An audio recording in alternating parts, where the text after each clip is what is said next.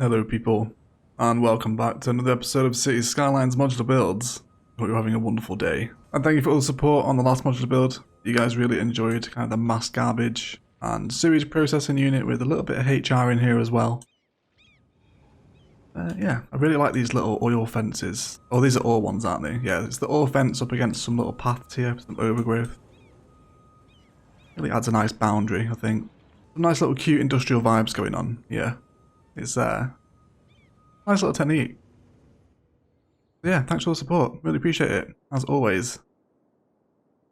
However, in today's modular build, we are going to be looking at the Biffa ParkLife cheese. So I'm pretty sure this is kind of Biffa's idea that came up with this. That could be wrong. It's just what I've heard in the community.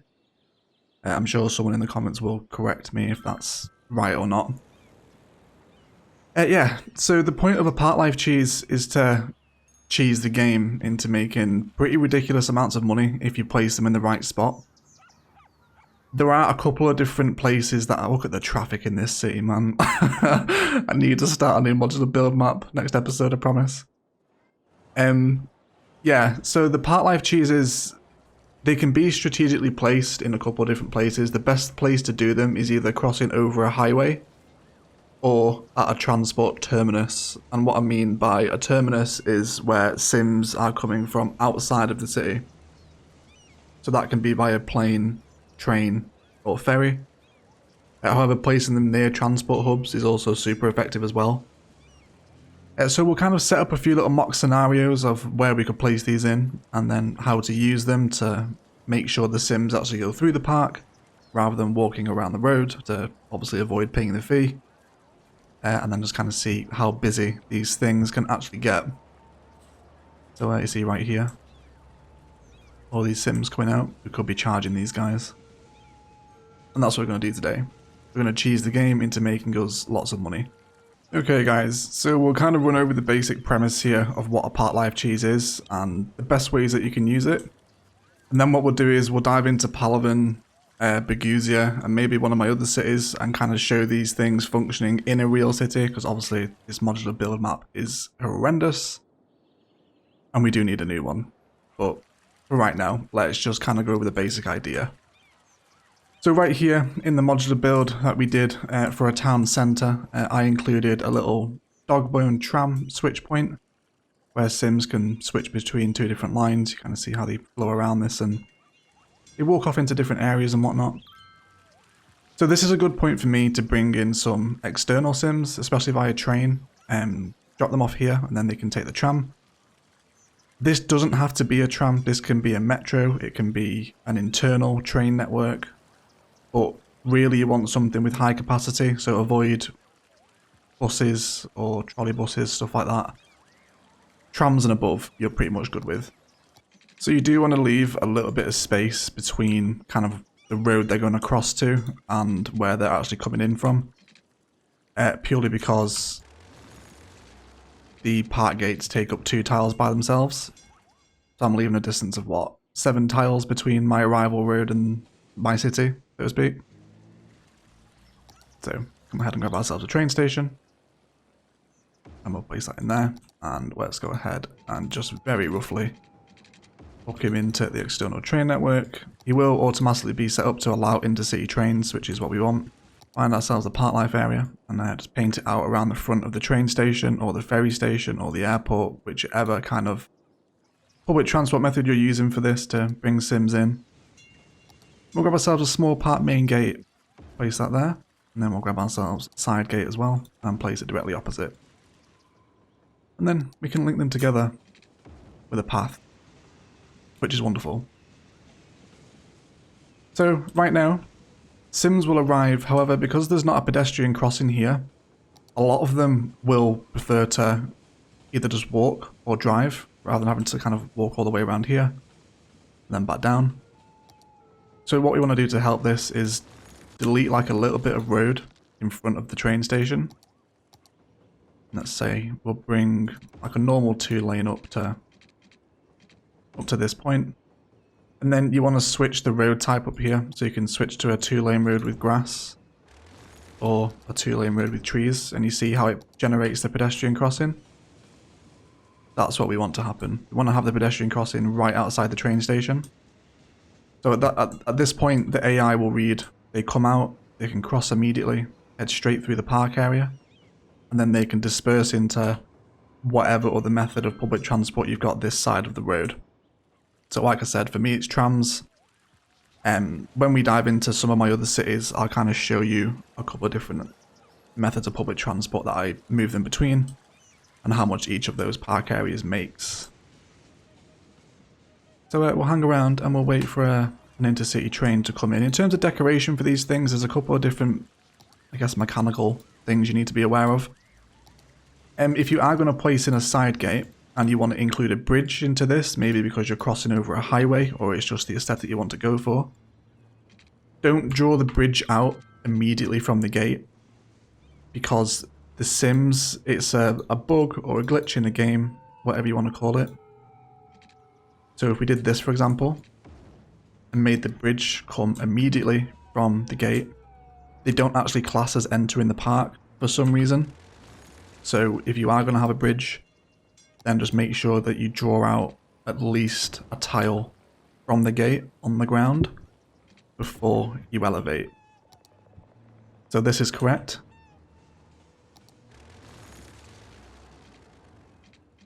That is not.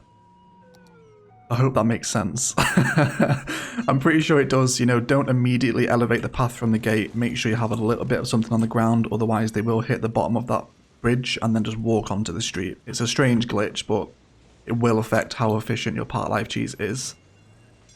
You can boost it up to maximum, of course.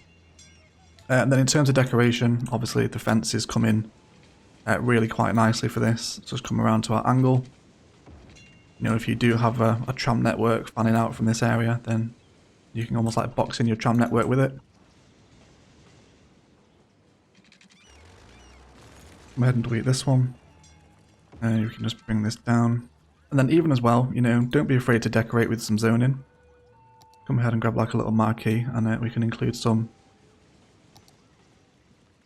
little commercial zonings in here as well. And then you can just draw your fencing around them. It just helps to break the pattern, you know, so it's not like a perfectly square or rectangle park. Do a variety of different things with it. By all means as well, feel free to actually include some ParkLife assets.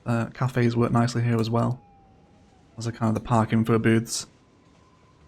Obviously, everyone's city is different. You know, you might have a much wider space, much narrower. Just kind of play with these things as they come in. See how kind of the fence bends around the little asset here? You know, there's so many different combinations that these ParkLife cheeses fit into. I guess this is more of like an exploit showcase as opposed to a modular build, but someone did ask for a ParkLife cheese on the modular build anyway, so here we are. This will kind of finally explain it. So here we go, we've got an intercity train coming in full of rainbow tourists. See now how the vast majority are crossing, coming through our park area. Crossing over again, and heading over to my secondary public transport, which then takes them around the rest of the city. So super busy. So if this wasn't here, most of them would drive and just head off and clog up my suburban network. Another train coming in here now as well. We'll kind of see how many people cross over here. Now you will get a few choosing to drive, it just depends where that sim is going in your city. You know, there's no limit to ParkLife areas in the game. You can do as many of these as you want. There's some people heading over to the bus and metro terminal here as well. And let's kind of take a look at the stats now. So there you go, that's pretty ridiculous. 6,800. I've seen these things go as high as 10. By all means as well, if you kind of have a record. Actually, yeah, let's do that. Let's see what the most amount of money people have made through these things in a week. It's up to 7,280 now. So it's a massive exploit on the game.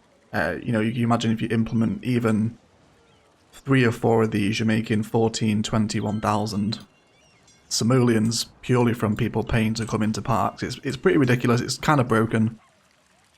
But yeah, this is the kind of the general idea, right? Between two methods of public transport and crossing over highways, you know, just making it easier for Sims to move back and forth. So what we'll do now is we'll go and have a mooch around Beuzia, because I know there's a couple of really efficient ones in Beuzia, and then we'll head over to Palivan as well and take a look at Pollington Park. I'm pretty sure that's a pretty ridiculous one at this point in time as well. Yeah, we'll kind of see how these things fit into a functioning city. So I will see you in Beuzia. Welcome back to Beuzia, ladies and gentlemen. Been a while, hasn't it? Missed this city a lot. This was a fun one to build. Anyway, we are not here to reminisce, we are here to cheese. So again, really similar situation here. I have a train station that has a pedestrian crossing nearby. Multiple actually, there's one down here with a bus line. And then a couple down here as well. So we've just had some people arrive by a train. Let's see where they're going to head. A few people will catch the bus, which is nice. And they're going to cross over, and they're going to head into this park over here. So we do have some elevated walkways in this, and again you can see I've left a little bit of flat path before we decided to elevate and kind of brought it round in a little spiral around a tree.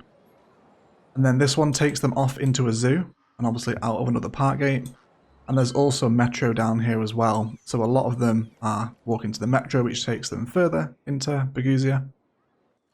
You know, so the secondary support public transport network, it can be a little bit far away. You can see the train stations here, metros here. You can totally move this closer, it doesn't have to be that far away.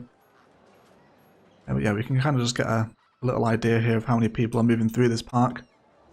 And it also crosses over the road here as well. So we're choosing people on this side. Let's just kind of get an idea of how this one's going. For 4,290 for this one. It's not the most profitable, but you know, it's 4,000 simoleons that we wouldn't usually be making. You can kind of see this one's a little more kind of intricate in its design with the elevated bridges, and we can see that integrated commercial coming in again as well with the fence around the back and bordering it up alongside the elevated. Always nice to decorate this layer as well, you know. You'll notice as well, the reason, let me try and demonstrate this here. So the reason that this bridge curves off on a little bit of a weird angle is because we want to avoid the path being too close to the pavement or the sidewalk. So you can see, if we just did it like this little connection right here, the game reads this as a way through. You can see now people are entering and exiting the park without paying the fee, which destroys the point of ParkLife. So if you are going to go kind of immediately left or immediately right towards where the sidewalk or pavement is, then just make sure that you do a little bit of a curve away so it doesn't snap into the pavement, and then people will avoid actually kind of paying the fee. If the bridge is elevated like it is here, then it won't happen. You know, just a little bit of a curve. We can see that connection disappears, and then people will now start paying the fee again. So there are a couple of little glitches to the exploit that can stop it being as effective as it can be, so just be aware of a couple of those. Let's go ahead and check out another ParkLife cheese that we have in Beuzia. It's over by the intercity train terminus. Oh, look at the university town. This is hard not to stop and admire. I love this build. Anyway. So once the game's been running for a little while, you can see, you know, this one, it's not the most effective because people can actually walk around here, and it's pretty close. It just depends which path the AI decides to pick up. But Chester Gardens, it's still a pretty ridiculous profit for a ParkLife area, but, you know, not the most effective layout in terms of this one. So you can imagine what we looked at in the Modular Buildville was the trams were here. What's this one called? Multi-platform end station. So there'll be people coming from all over Beuzia to this point, and then, you know, transferring through the ParkLife area. So again, just another little showcase and design. I just packed this one out with plazas all side by side. But again, you know, it isn't the most effective one because of this connection right here. I suppose you could actually delete this one. Let's actually test how kind of effective that works. So if we were to bring this road way down to here, and then we wait for people to come through. We've got a train arriving here right now. We'll kind of see what taking away that road connection does. A little bit of live tweaking here. This city runs so slowly now. The game is on 3 speed, by the way.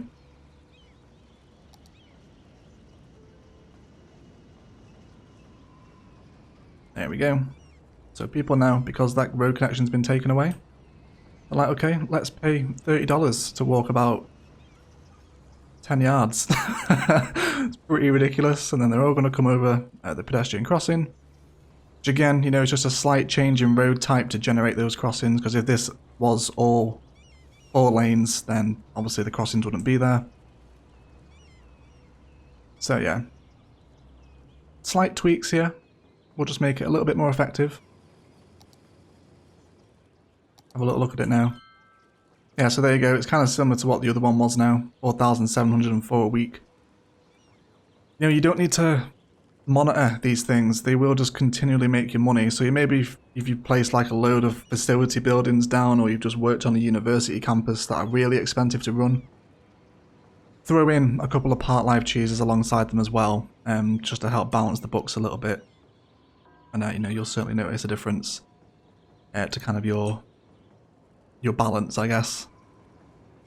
So I think this is pretty much it for Beuzia's ParkLife cheeses. Again, all focused around public transport. And we'll dive into Palivan now and take a look at the highway cheese that we've got going on. And also the most recent one with the tram and metro switch point from last episode. And we'll kind of see how that's performing now as well. So I'll see you in Palivan. Okay guys, and welcome to Pollington Park. This is one of Palivan's ParkLife cheeses. Also has a cycle network integrated in here as well. Now you can see the point of this one. So this really isn't factoring in public transport, as I've just championed. This is really to get people from kind of a stadium and the rest of the university campus. I guess there is public transport here too. Yeah, we do have the metro nearby, 2 metro stations. But the point of this ParkLife cheese is to move people from kind of one side of the highway to the other. So you know, we have all this suburb here. And there's universities, there's a transport hub, suburbs, farmland, etc. You know, for those that are following the Palivan series, you know, you guys are kind of know what's being built over here. And then it also comes down into here as well, where there's another ParkLife entry gate. So this is very much kind of a sprawling ParkLife cheese. This cute little love heart here. Yeah, let's have a little look at it, shall we? Over Pollington Park. So this one fluctuates pretty heavily. You know, 600 is the lowest that we've seen so far. However, this ParkLife cheese really picks up once there's been a match day at the Aquatic Centre. So it's still dependent, even though when there isn't a match day though, it's still making decent profit. You know, there's like £400 in there, so you can just kind of take that as, you know, a small profit, but yeah. What I'll do is I'll hang around and wait for a match day in Palivan, and then we'll see how busy this ParkLife cheese gets, and we'll come back and take a look once that's all ready to go. So just as I'm hanging around waiting for a match day, we can see we've pretty much doubled just as people decide to move back and forth. The cycle highway really brings a lot of traffic, especially once it's hooked into a cycle network on the other side as well. So obviously we've got our cycle lanes here, and the cycle highway continues this side of the ParkLife cheese as well. So encouraging people to use cycling with the cycle paths and the city planning policy of encourage biking. If you're going to use bike paths for your ParkLife cheese, then definitely make sure that policy is active. 1,512 without a match day.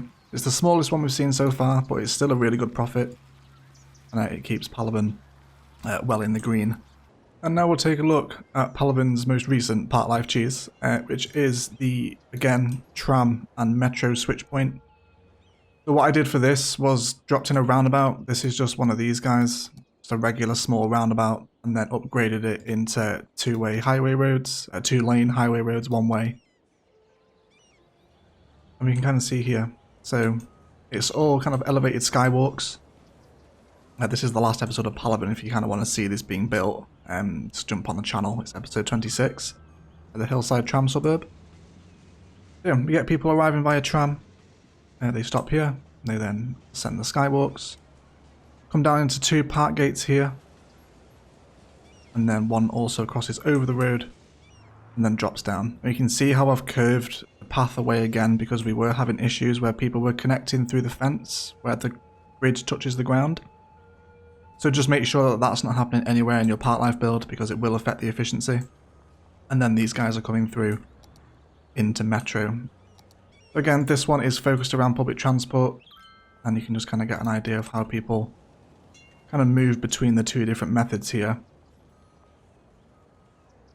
Vast majority of people deciding to come over the bridge. It is better if you can cross them over a road rather than forcing them through a pedestrian crossing, just because you get a little bit of stoppage here. You know, if this is like a main arterial road in your city, then do try and cross them over via a bridge rather than the pedestrian crossing. But, you know, this isn't a majorly busy road, so I can afford to have a couple come through the crossings. So yeah, obviously you can decorate them any way you like. Using fences to kind of border them off from different areas is always nice. Some of the other ParkLife assets like the flower beds also come in fairly useful here as well. Or you can just go for the old faithful mix of different trees. The creek over by Palivan would make an excellent spot for a ParkLife cheese. So you can see how we're kind of moving people with paths between like essentially two different towns. We've got the Riverside suburb here in Dawson. You know, this path gets an absolute ton of use with just people crossing because we've got public transport over here. Again, there's a bus intercity bus hub, which is all linked through with paths, and you know, there's buses stopping outside the high school here too. Yeah, so look out for opportunities like this in your city if you do want to kind of turn different areas into ParkLife cheeses. You know, there's no road connection here for them to walk over, so the vast majority of them will take the paths. So great opportunity for ParkLife cheese. Have a little scan around your city and see where you find any little walking hotspots like this. Perfect opportunities to cheese the life out of them. Alright guys, that is going to do it for today. I want to thank you all so much for watching. If you've enjoyed, a like below is always appreciated. As much if you haven't enjoyed it, please feel free to leave a dislike as well. Not a typical modular build episode today, but we did have a request of how kind of the Biffa ParkLife cheese works, and you can kind of see a couple of different examples in this video. I really tend to use them to move Sims back into between two different methods of public transport and also crossing them over highways as well if there is no kind of regular road connection for them to follow. Yeah, but it's a super big exploit. It makes you a ton of cash and there is no limit to how many times you can do this. You can do them to all different shapes and sizes like we've seen today. You can do just really short paths like the first one we looked at, or you can turn them into something of like an elaborate skywalk like this one that we're looking at here in Palivan. We'll include a couple of little cinematics of each of them that we've looked at today just so you can kind of see the bulk of people that actually moves through them. But yeah, not a conventional modular build episode, so apologies if you haven't enjoyed it. We will be back to the regular kind of measurement and tile builds next week, but otherwise this one should do you for now. Otherwise I'll shut up and I'll leave it there. And thank you all so much for watching, and as always, enjoy the rest of your day.